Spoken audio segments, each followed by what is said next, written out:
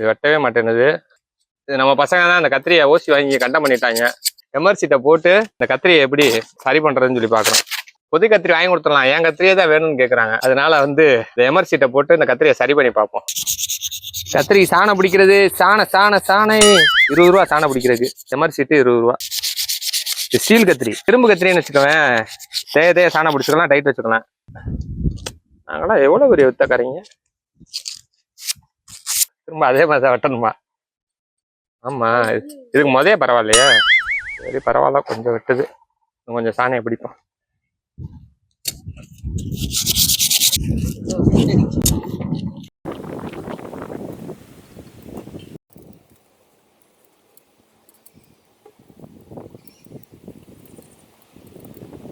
நானும் எமர்சிட்டில் தேய்ச்சிட்டு வெட்டி பார்க்குறேன், திரும்ப அது ஷார்ப்பாகவே இல்லை. போகிற போக்கில் அதை தேய்ச்சி கத்திரிக்கோலே தேஞ்சிரும் போல. அப்புறம் தான் தெரிஞ்சு கத்திரியோட உள் பக்கம் கொஞ்சம் வந்து ரஃப்பாக இருக்கணும், கத்திரியோட மேல் பக்கம் ஒரு சின்ன கிராஸ் இருக்கும், அந்த இடம் வந்து நைஸாக இருக்கணும். உள் பக்கத்தில் மட்டும் மிஷினில் கொஞ்சம் ரஃப்பாக பிடிச்சிக்கிட்டேன். மேல் பக்கத்தை வந்து அந்த எமர்சீட்டை வந்து கல்லில் அப்படியே ஃப்ளாட்டாக விரித்து வச்சு அதில் ஒரே மாதிரி கொஞ்சம் தேய்ச்சி எடுத்தாச்சு.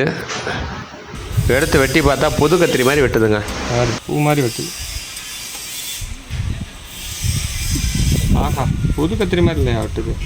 இல்லை, இதை வச்சு நீ இன்னும் 2000 ஜாக்கெட் தைக்கலாம்.